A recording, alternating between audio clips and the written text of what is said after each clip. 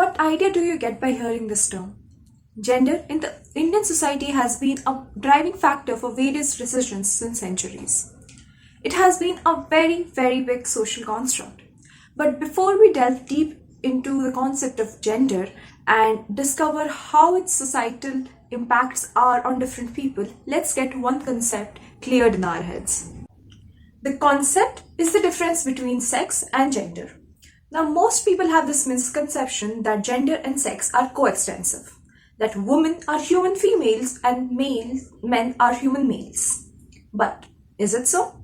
The answer is a clear big no. Provisionally, sex denotes human males and females based on their biological characters such as chromosomes, hormones, and other physical factors. Whereas gender differentiates between men and women based on social factors such as their behavior, the gender identity, their roles and positions, etc. Now that we have cleared this one concept in our mind, let's move our wheels of the vehicle of gender to gender as a social construct.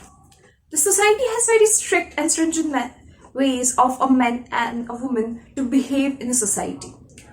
While the woman is shown to be submissive, shy, the men are shown as fearless.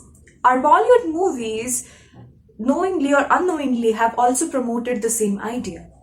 The sad factor is that this idea influences a lot of people and has based their behavior on this.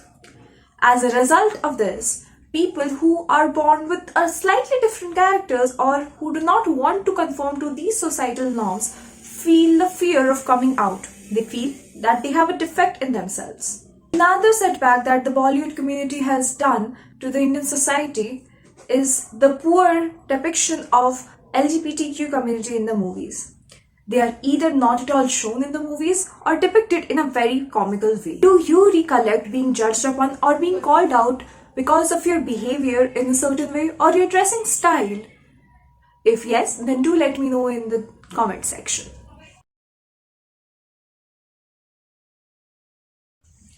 Gender becomes a social construct when it is bounded by norms and preconceived notions. The Indian society is full of such notions.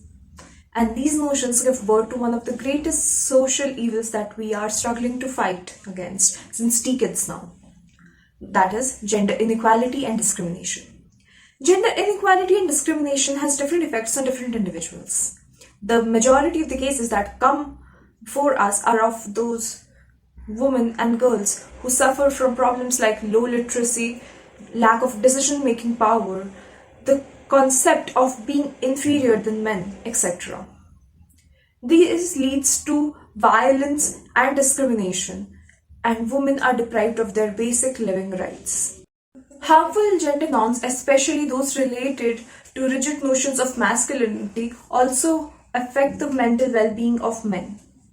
For example, specific notions which encourage men to smoke, consume alcohol, be violent, or encourage them to take sexual or other healthcare risks, and encourage them to not seek for help when it comes to mental health, are something that are very problematic.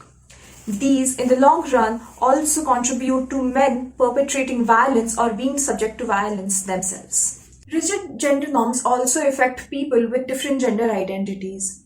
It results in stigmatization and discrimination of these people. They are afraid of coming out in the public.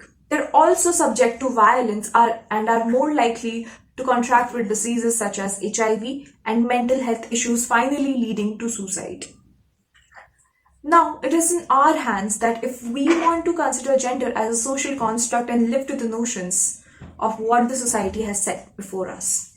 It is us, the new generation, who can actually work on building a better society wherein all genders and sexes are respected equally.